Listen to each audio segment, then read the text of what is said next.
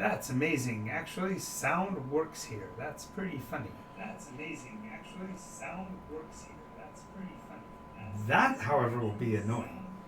Oh god, it echoes forever. That, however, will be annoying. Oh god, it echoes forever. No, it's just that we're hearing ourselves.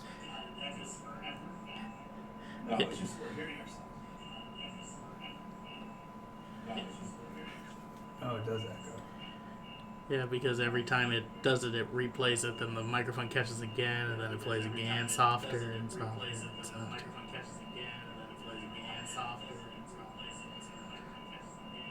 Pardon the technical difficulty. We'll fix it in just a moment. Echo! The technical difficulty. We'll fix it in just a moment. Echo! Oh, it didn't do it.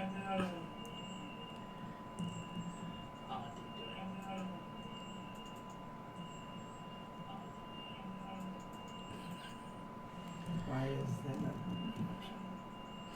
Oh, I know. It's probably because we're too close. Physically too close. That or I think maybe Travis had it set up where the computer was on silent.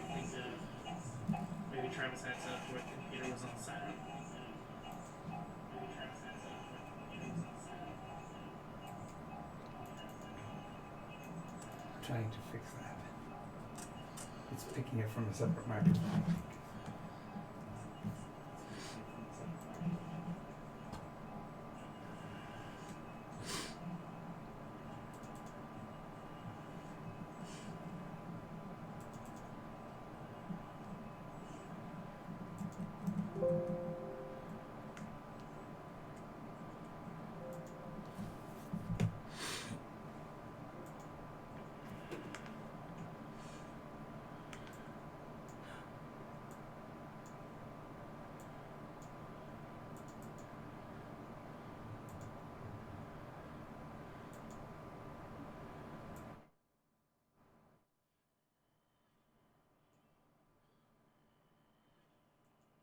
All right.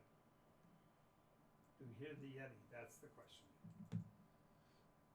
You might want to turn over and watch it, see if we can get it, because I think I shut off the internal mic. So if you can see whether or not we've got sound.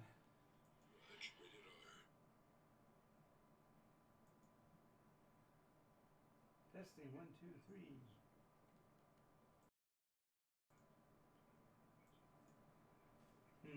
There we go. At least it looks like it's working. Okay, good. All right. Here we go. Sorry for the technical difficulties. This is Nycos D&D. This is Fellstone Chronicles, the year in review or the year ahead, depending on how you look at it. Those of you that know Nycos know exactly of which I'm speaking. Those of you that don't, you're in for a fun ride. Today, with just the two of us, I want to close the door the rest of the way, just in case people won't hear us muttering, and we won't hear them wandering by going, what the hell's that? Alrighty, this is Nycos D&D. It is a weekly Dungeons & Dragons campaign on Friday nights. We generally start around 7 p.m. We have at least one of our members who has a difficult time getting here out of work before 7 o'clock. Today we have with us Matt Unger, who also happens to be the head of Mace Up, which is the company that does the model painting for most of the actual models that I use in-game. And over the next year, I think you're going to see an increase in that as well. We're also going to be talking with Matt not only about the painting he's done so far, but about what the future for Mace Up will be as well. We may not spend the full 3.5 hours here. Depends on how we get rocking and rolling. But we want to talk a little bit about the past of the Fellstone Chronicles and the D&D campaign in general, and what the future might hold for Glim, Valair, and the others. So, I said that wrong. That's not fair. Glim, Valair, And Shadow. Wraith. I can't remember which name he goes by. Wraith. And the others, because the others applies to the cast of myriad that seem to wander in and wander out of the Fellstone campaign. I do still hear slight of echo over there, so I don't know if it's being picked up or not. I think it's far enough to Be okay. not... Alrighty. So, Matt, why don't you tell them a little bit about Glim and where the Fellstone Chronicles are as far as you're concerned at this moment? Bit of an open-ended question, but okay. That's what I'm really good at is open-ended questions. Yes. If your questions were a loaf of bread, I think it would cost too much. Nice. Well, for those who haven't seen before or returning ones who just love to hear me say it every time, Glim is the gnome illusionist wizard. He has achieved quite a bit of rank in the magical world, being able to do various things with confections. Aha. Yes, he started out as an illusionist, but by the end of this, he will own his own pastry shop. He will be a confectionist. Yes. He will have a new school of magic in Nycos. So tell me a little bit about Glim's experience with the world of Nycos. What is his... Didn't he come into it kind of an odd, sideways way? In that, was he... Did we really have a backstory for him, so to speak, when he first started? Glim still doesn't have a backstory. He more or less is... He's open-ended in backstory and forward story, because Glim just, for the most part, wants to see what the next day has to hold. He might be able to get a good quip in every now and then, but otherwise, he's not looking for a reason to dwell on his past. Fair enough. Speaking of that, my reason for asking the question was more poignant than that. Didn't he kind of come in sideways, so to speak? He was literally in his hometown and the next day wasn't? Well, yeah. So... Since we're talking about the past, feel free to go ahead and wax poetic on that origin, the way that they came about. Glim kind of got introduced almost in the same sense that you would kind of think a DM might introduce an NPC, or more or less a side character in a TV show that you at first wouldn't think would become a main character. Mm-hmm. The little farm boy that's outside of town when the main characters are strolling in. Oh, my father owns the bakery inside the town or something. Mm-hmm. And it's just, after the story progresses more, you realize that, wait, this kid's not leaving us alone. Fair enough. And so that's kind of just been Glim. So I personally never really seen the need to give him a deep, engaging backstory, because he's just so engaging in the presence. Okay, that's a good point. And the reason why I think that's kind of critical, not only in the case of Glim, but if you look into the backstory of the other two characters, Valere and Wraith, neither one of them really had much of a backstory. It's almost like their story started already in motion. In the case of Valere, having played a couple of vignette sessions with the character before he actually started this campaign, kind of left him with a kind of a running start and a story in motion. And certainly the case of Wraith, who has this artifact that has a story of its own that's somewhat more in depth than he has been, kind of gives the game a feel of... What is this? Star Sapphire. That's right. We can talk about that in a minute. But he's remembered even if he's not here. Exactly. But in the case of this campaign, it almost kind of felt like, don't you think, that there was already something in motion when it first started? Do you remember the very first adventure of Fellstone Chronicles? Who was here? How many players we had and all of that? My first session that I joined was Cody and one other person. And I don't remember who he... Well, there was the young lady that sat here, Daz. But when I first joined, it was just me, Cody, and him. Then the week after, the lineup changed yet again. Yes. So, and then the week after that, it changed once more. Right. And then from then on, it was a pretty consistent 3 to 4 people. Glim, Valere, and Wraith with no real interruptions between the three, but a change in cast was to the other characters was very consistent. Sometimes we'd have more, sometimes we'd have none. Right. So it was the default of those 3, but Lisa was here for quite a while as our bard. She was, and I do hope that she returns. I thought she added a bit of a lively personality to it. She did. She And did. And also she a little was bit very of... engaging. Well, and her approach to the game was perhaps a little bit more unconventional because she didn't have quite the breadth of the depth of experience of the other 3 players in their respective. Remember in reference to the other campaigns that we see, the Cauldron campaign or Whispers, we actually have 60% of the party is both 7th iteration and the now savvy, I guess you'd say. So that's now with the NAO. Well said. And that actually comes from the Sunday campaign, but that's a completely different set of characters. So it's all intermingled because it's all one world. Yes. So anyway, we now have that set up. Let me do one more quick thing here and get back to the conversation I wanted to.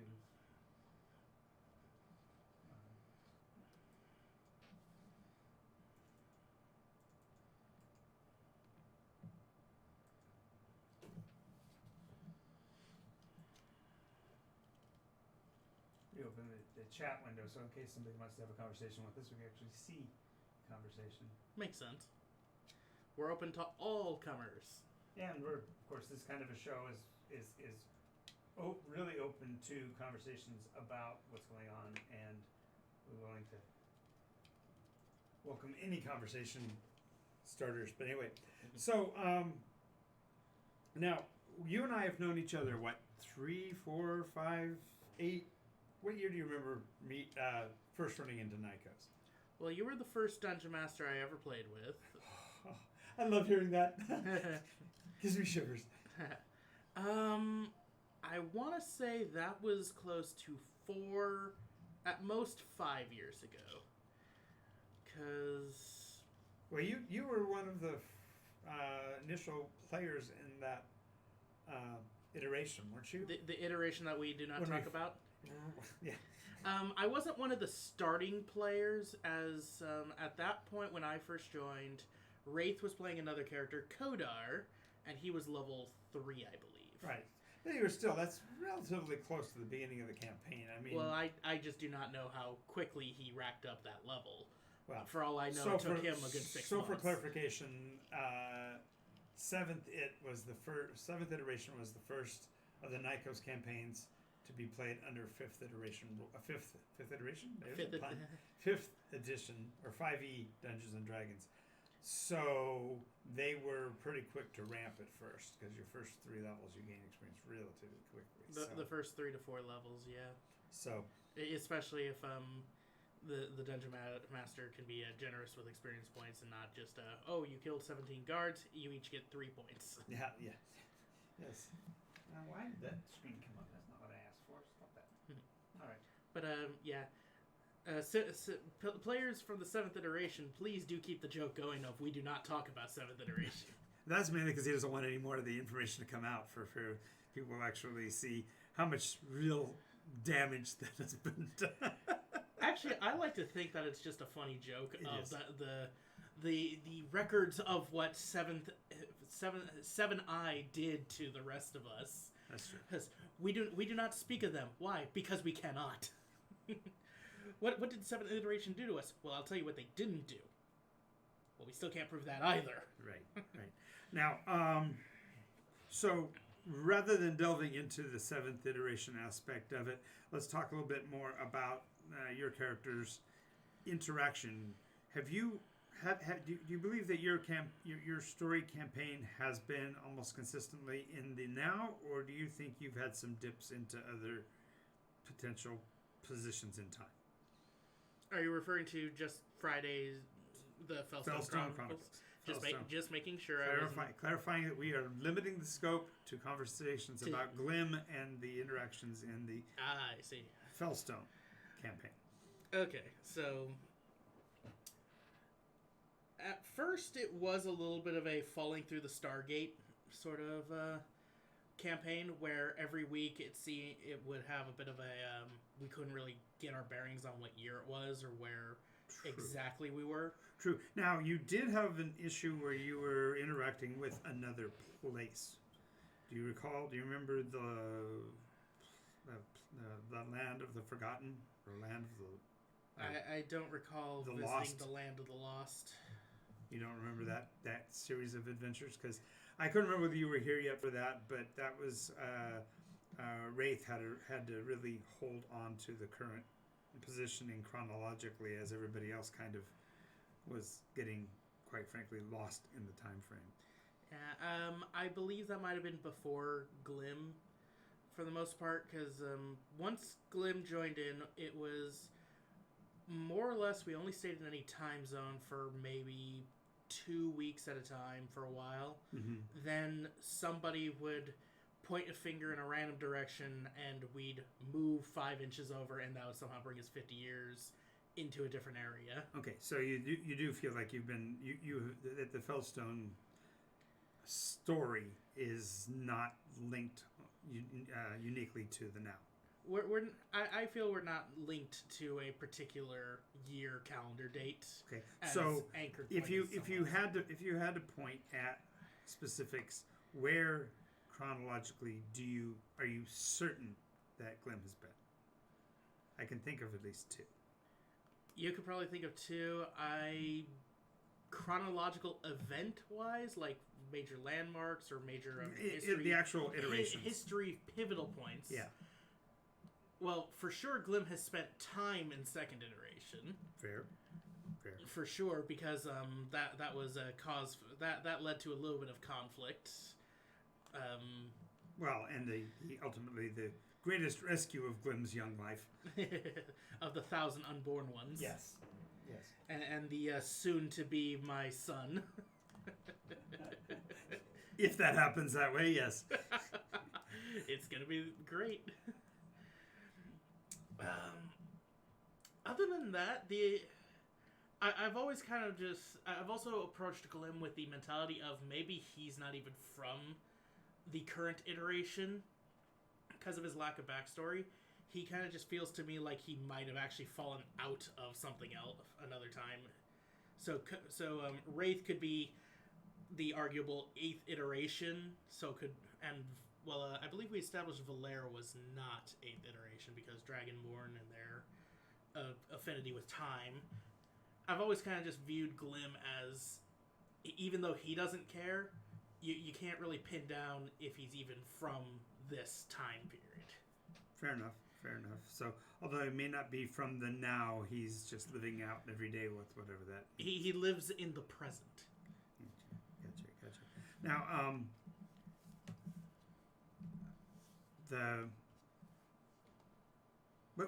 let me ask this question. Since you've had very little physical contact with them, what is the difference between, for example, a dragon's egg and a Fellstone?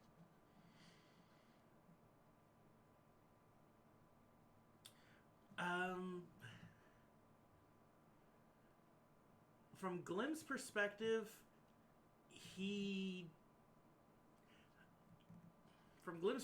would have to say that the main difference between a Fellstone and a dragon egg has to be a Fellstone is a rock, and that gives off magical aura that apparently some of certain objects that he's sometimes okay to touch, sometimes needs extra permission. And dragon eggs are colored and very distinct, able to kind of get an idea of what is inside dragon eggs. So you don't see the Fellstones as per se dragon eggs, but as something actually different. As more or less like like an element or an ore, sort of. Perhaps it's a concentrated piece of time energy, because good perspective. Well, because Glim was there when one Fellstone was placed, and it did seem to change the course of history events in that area. Fair enough. So perhaps it's Fellstones are time that could have been to Glim's perspective, especially being an illusionist. whatever will be is right here in these eggs. Fair enough. Fair enough. But yeah, Glim doesn't really associate them as the same things other than they look similar. So, given the fact that the Fellstones aren't per se dragon eggs, what do you think their role, if you will, in the now, or in the saga, if you will, is? What are they for? What's their purpose? Well, considering going with the idea of what Glim does know through conjecture and just his interaction with the world, Glim perhaps views the Fellstones, seen as how they are time that could have been or should have been, as a key correlation between the storms. Times that are constantly open-ended, and the Fellstones are probably, at least to Glim's perspective, if the Fellstones are placed in the right areas, it probably destabilizes storms. So it's kind of like an antidote to the chaos. More or less a symptom of the chaos that's fixed by just fixing the puzzle. Okay. So, when it comes to sources, where are you aware that the Fellstones have come from so far? That's actually one of the things. Glim has not really been privy to any knowledge of where Fellstones have originated. So when did in reference to the group, to the party, how did they become part of the party's collection? At least the two that I know of that you were here for. One was, I believe, was already in Wraith's possession. That was the first one that he started with.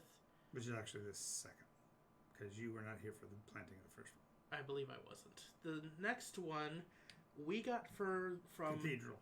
You were here for Cathedral. Okay. You were here for Red Ziggurat. Fey elves in the Feywilds. Okay.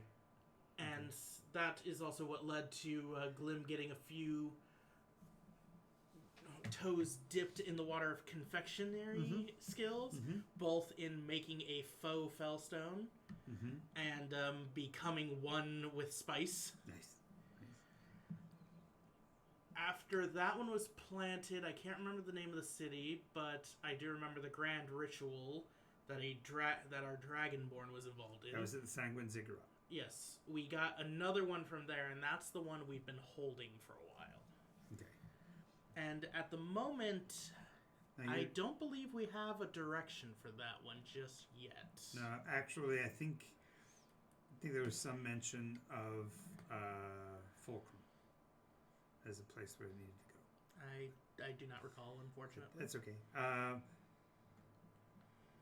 So, given the number and frequency that you've had with interactions with the Fellstones, what do you imagine will happen in the next year?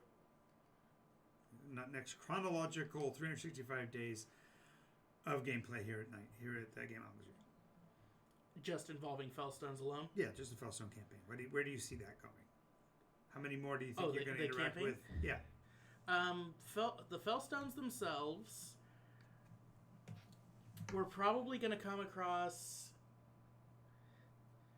well, depending on consistency of play, but I'm calling it now, at least 3 to 4 more we're going to be that are official stones. We might come across 1 or 2 that are ones that are not one. Are you saying there might be some red herrings? Maybe if they're fishy, but nice.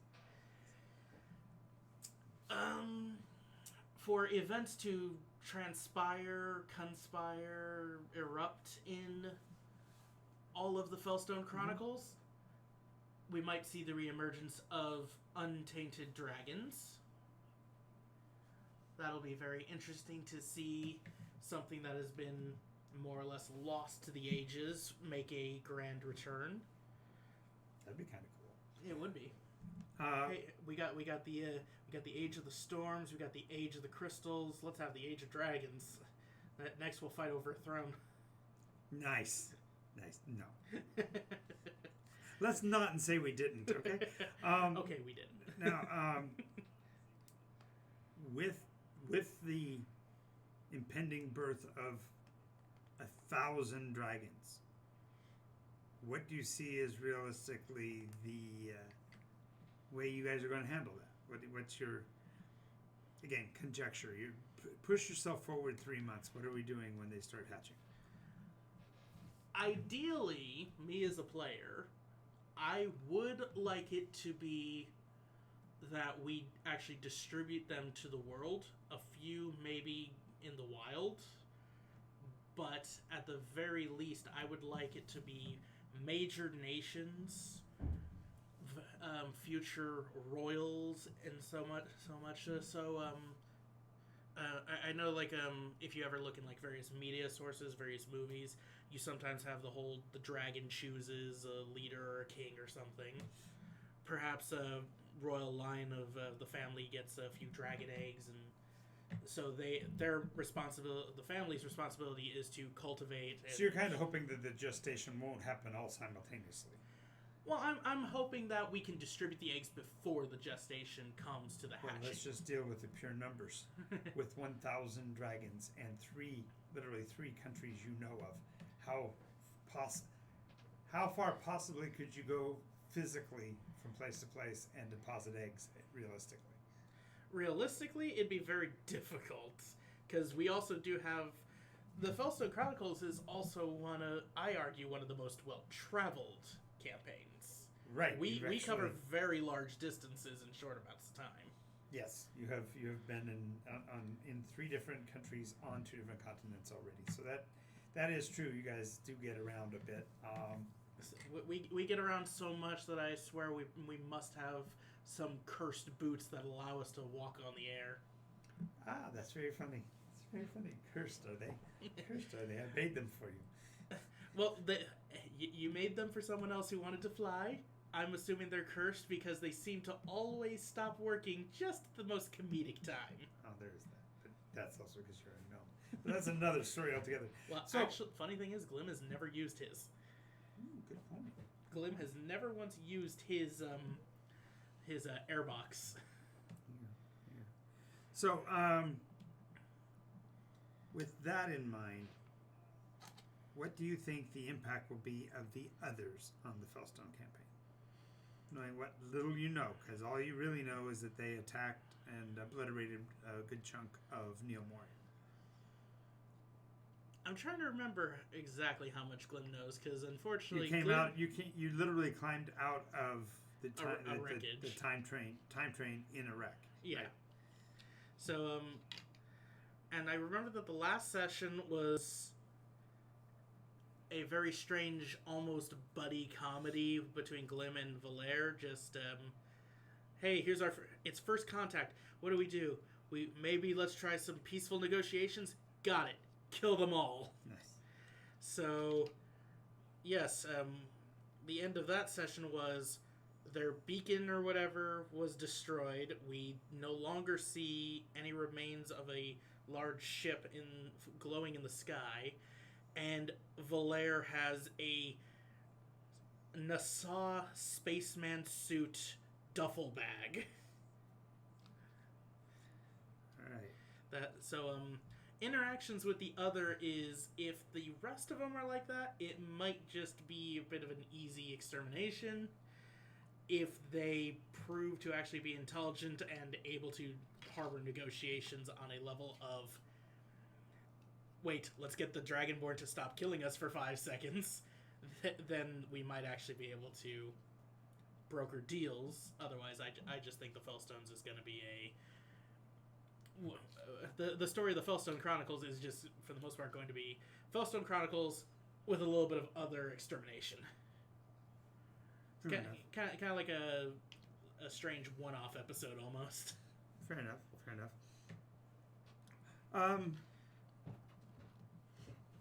It would be possible for me to ask a couple questions of Glim, as if he was being interviewed, because I think it would be kind of fun to hear his perspective on a couple of things.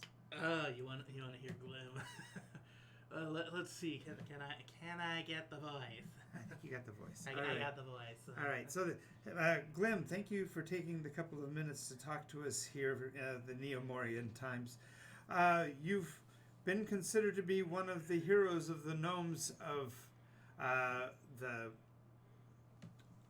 facility beneath the city, and I want to know what you believe your future holds in terms of culinary arts. Honestly, this is the first time hearing about me being a hero, but well, it's a nice.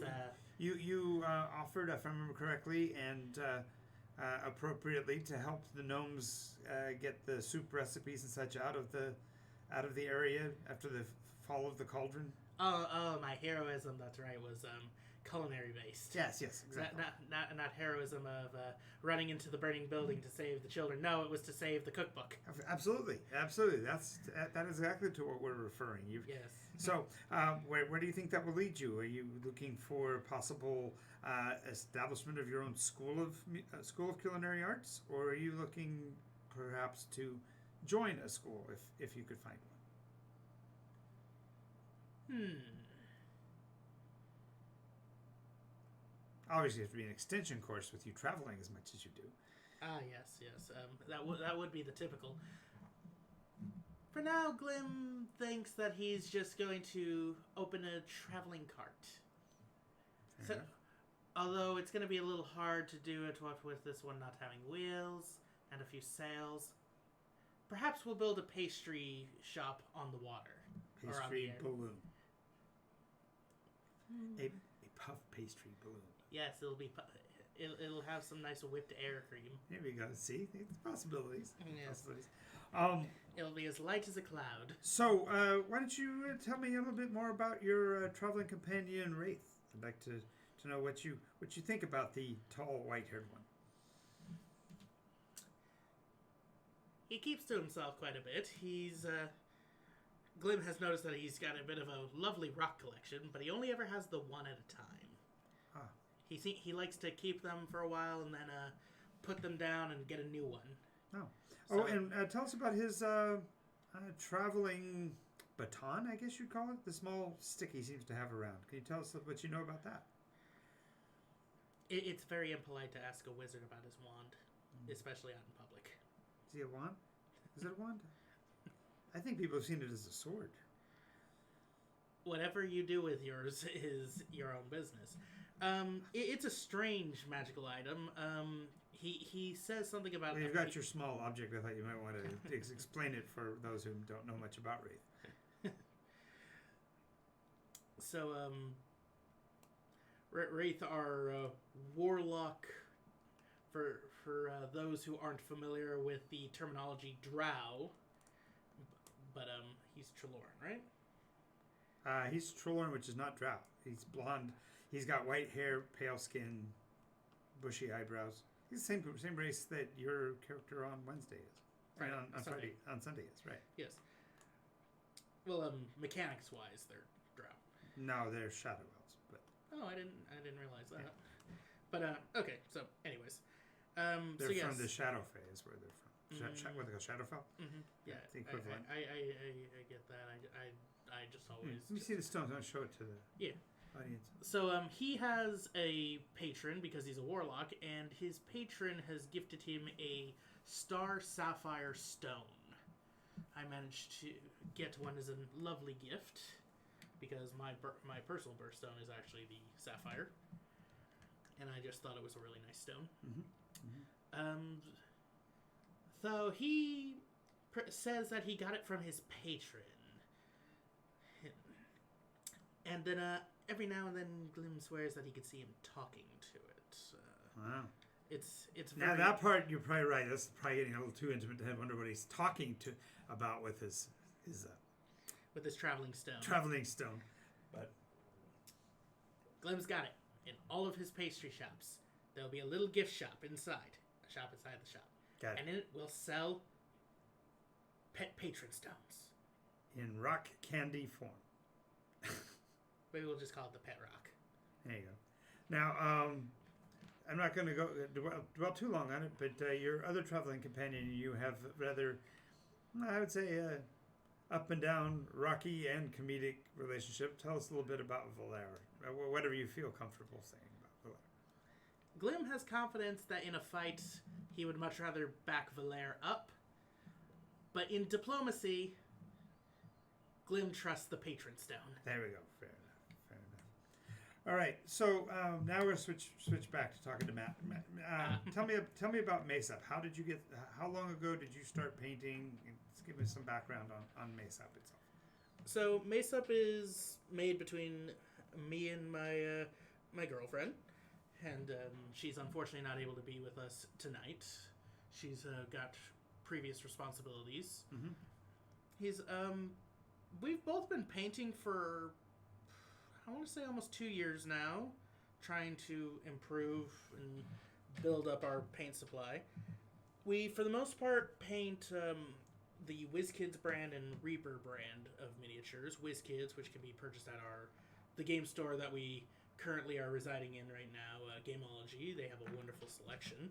960 Mountain Avenue, Upland. Yep. They have a good selection right now, and they just recently... They unfortunately finished a very good deal, but it was still really good. They were a discount on all tabletop RPG miniatures. Mm-hmm.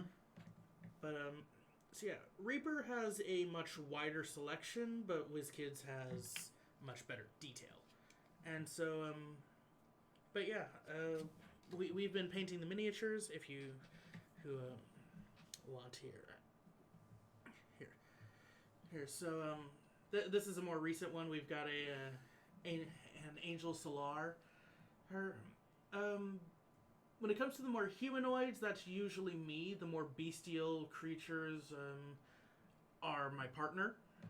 She's wonderful at doing animal fur patterns and various details like that.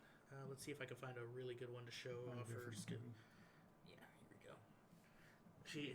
She's really good at selecting the paints that would be on a natural creature, or sometimes a few unnatural choices. She's improving on humanoids. She's the one who says that she has no confidence in it. I think she does really well personally. That's a Merilith figure from the WizKids line, and she decided she wanted the snake body to be. I'm trying to remember what species, but I think it was a coral snake. Similar to coral. Yeah. And yellow killifellow. Mm-hmm. Yep. So yeah, and the more we paint, the more we improve. Where can somebody find models? Do you have any of them here on consignment? If you don't, I'm recommending it. Yes, we do. We do have some already online for sale. No, I meant on consignment here at the store. Oh, at the store? None yet. I just haven't taken the time. So I would take some of them as a recommendation. Just me to you. Recommend the ones that haven't moved as rapidly online as you'd like. Put them up here and put a competitive price on them. You'll move some of them, and more importantly, get people to see the work more closely. We have an Etsy store online, and this fine-looking wizard that looks like he should belong on a heavy metal album is actually on one of our stores. He was very interesting to actually paint. I really like how he turned out. The store owner of Gameology, every now and then I go to him asking for some tips or tricks for various techniques to improve. And he just earlier today I was talking to him about a couple of tricks for layering. I don't do a lot of layers necessarily. Layering? Layering. Putting the monsters inside their lairs. Yeah, oh wait, no, you mean layering. Oh well, that's what the terrain pieces are for. Yeah. So, but yeah. This is one I hadn't seen before, so this won't get see the light of day. So I'm gonna be. You're gonna be grabbing the feral lich. Be yoinking that one. Yeah. Recently, we also we funded a Kickstarter. Is it all right for me to share the name of the person who created it? I'd prefer not to until we find a relationship with them and us. So. Okay. So, yes, there's a couple things on the table that we're not necessarily selling, but it's just to show our chops. They created these dungeon medals for the Adventurers League, a few of the modules. And those they can go to your site to find. Right. No, because of the fact that they requested that they not be a resell item, Then where it's more or less unfortunately, I can't gifts show for them friends. Yeah, and I can't show them either. So Mm-hmm. for the very same reason. But the point I'm saying though is that Well, the Etsy store has a them, lot. They just didn't want them for resell. You could show them off. They said, but yeah, but I don't want to promote somebody who doesn't want to help resell either. So good point. So yeah, let's see. Yeah. So yeah. Anyways, we've recently managed to actually save up some funds from sales and purchase a 3D printer. So hopefully soon we'll be making Mesa brand miniatures that we can resell as much as people want. The ones you've gotten that are in the public domain, do you want to show a couple of pieces of that style? Yeah, the ones that are free, we got them off the website Thingiverse. They're just free and people can pick them up whenever they want. And what's the particular significance of crystals in the Nycos story that you do know? Well, and that can be just that can pure be, conjecture. That can be seventh it stuff you can actually leak if you want to. There's an advantage to watching the show here, folks, because you sometimes get spoilers. So a little bit of conjecture. Sure. Here, I know that Jonathan Albin, our DM, has a bit of a fondness for crystals and gemstones and the like. Mm-hmm.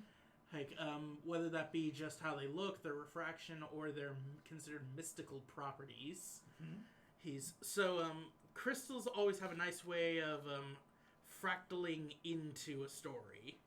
Whether that be just somebody is mining them somewhere, perhaps someone's using them as a bartering tool, or just somebody spawns into existence out of a wormhole and fractals out, or dies by collapsing into one. So the reason why I asked is what has been the interaction in Fellstone Chronicles with any of the crystal at all? Have you experienced any of it? It's been a little minor, but we did have to talk to an Entomos, if I'm using his name correctly, to get a crystal. That did lead us back to Iteration 2, where the 1,000 dragon eggs were acquired. And on the way back, Glim imbued just enough mystical energy to create a crystalline weapon of 7th iteration. So it made a magic item, didn't even know he could do it. I made an artifact, didn't know I could do it. So when it comes to painting a model of this type that has a mystical aspect as well as a physical aspect, what kind of inspires you as far as the coloration? Well, our paints, unfortunately, for certain parts are a little limited. Me and my partner, we love the Tamiya brand because they have these transparent paints that are really good at making transparent plastics look like glass, and making certain dry portions appear to be still wet. For example, there's a clear that you can put on the inner side of a mouth of an animal, and it makes it look like their mouth is still wet, like they're drooling. Gotcha. If you put it on the eyeballs, it looks like they've just blinked right in front of you. Just blunk. Yeah, exactly. I like that word. We'll have to use that word again. But yeah, it's really good. As for choosing colors, sometimes it's just, I know that. Tell them the most fascinating, what I find the most fascinating part about you being a professional painter. I never turn down a challenge. Okay, but specifically, what physical disability are you overcoming to be a painter? That's what you wanted to get to. That's what I wanted to get to, because I think it's... let's all point and laugh at the freak. No, I know, John, you don't mean that. So I am actually colorblind. There we go. My painter is colorblind. I am not as bad as some people are. I'm a little thankful that I was able to do that. My brother, he is what's known as red-green colorblind, where the colors will sometimes switch places, and a few other issues. Mine is usually shading. So, for example, two types of red that are very close together that someone could differentiate will sometimes appear to be one or the other to me. Gotcha. So, for example, we're in a red room. If someone were to tell me there were blotches of a different shade of red all over, like polka dots, for example, right now it's solid to me. I can't see any difference. Yeah. Safely for him, it is solid. There have also been a few instances. My partner has pointed out that we have seen some stuff that is a gray or a different color, and I will see it as green or something else. She has this fleece blanket she loves that's gray, but I think it's like a seafoam green almost. Gotcha. So it's more tone differentiation than color. Mm-hmm. All right. So but to combat this, I more or less just learned trust the names. Well, yeah, trust the names. Trust the names of the paints. If it says sapphire, it's sapphire. Yeah. Oh, wings are angel wings are typically white. Demon wings are typically red. Sarcophagi are whatever color you want them to be. So if you want a neon orange one, go for it. For magical effects, It depends on how tough the sarcophagi is, right? Yeah, exactly. Hey, how much bling he wants. Exactly. For magical effects, like the semi-transparent ones, like flames or something like that, I try and take into account what I think would make the figure look a little more dynamic or a little more contrasting. Mm-hmm. John just held up an animated armor that kind of, in my opinion, looks like it's more or less armor possessed by like a spirit or something. Mm-hmm. So I went with blue energy as opposed to a different color. In other cases, I would probably go with more green if I wanted to give it a bit of a almost like for example, a witch or a hag animated the armor with her own spells. So the color will sometimes denote what story in my head I'm making for it. So I'm going to switch gears again and talk a little bit about your 7th iteration character, Robin, a bit, because most players aren't going to be aware very much about Robin. And I know that's part of the mystique is to keep some of that quiet. But I'd like you to relate the story that you seem to have liked to have retold about your interaction with the Hand of Eldrasar. Hand of Eldrasar. Oh, you mean session 1? Pretty much. First contact with Robin of the Red Band. For those who might be interested, Robin of the Red Band, because I am not creative when it comes to names unless I really just want to just stitch syllables together. The name Robin was suggested by somebody at the table. I believe it was Blake. Mm-hmm. Pick an animal, or I think he just said pick a bird, pick a color, pick an article of clothing. And so I just went Robin because it was the first bird that came to mind. I think someone was wearing a Batman and Robin t-shirt at the time. Fair enough. Red was the second thing to come into mind, and band, like headband. So there you go. Your name is Robin of the Red Band. Ironically, though, did you paint him with a red band? Wearing a red band? No. Tell him about the picture you drew for him. So I did, on my first game, I made a cleric, Robin of the Red Band, human, one of the few in all of Nycos at the time. I drew up my character, and because I was still new to D&D, I did not know how religious iconography worked. So I just kind of gave him some very stereotypical looking vestments, garb, holy symbols. The St. George cross in particular. Yes. White surcoat, red cross.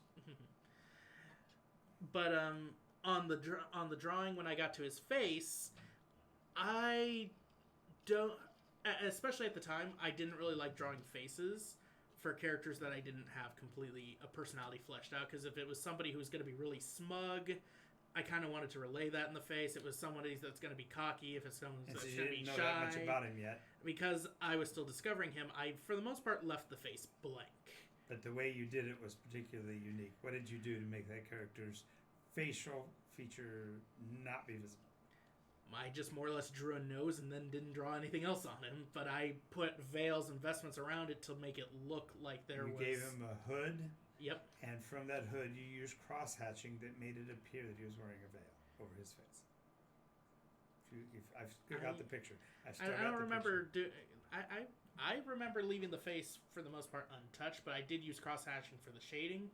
Maybe a few lines got on like a few... No, actually, because you put it in shadow, it's got this cross-hatching effect that makes it look like he's wearing a veil. Okay. So, the reason why I had him mention that story, and the visual of it in particular... Anyone who's playing in the game, spoilers, don't blame me for this. Spoilers, because of the fact that he had drawn that character with a veil, I appropriated that into the now, that the religious orders were protecting all of the faces of the deities with veils. Hence the orders of the 9 veils / the 10 precepts of the 10 veils. Yes. Which has now led to a most interesting dilemma as new rank of paragons are coming online, and one of them has ordained or announced an 11th prison, 11th veil. But now shifting back to Fellstone, you guys recently acquired a piece of hardware. What was that you just recently acquired? Piece of hardware. Sails, anchor. Oh, yes. We have acquired a flying ship. What's it called? I don't think I ever caught the name, actually. I thought you guys named it. If we named it, I don't... I think Glim might have named it something silly, but I actually don't remember what Glim named Fair it. enough. So the players can look forward to the discoveries about the vessel. What do you know about it so far? It has a wonderfully well-stocked pantry. Well, of course it with does. With every spice and season you could ever need to make sure your customers keep coming back. True. But what kind of capabilities does this airship have? What's its primary power source? Is it driven only by the winds?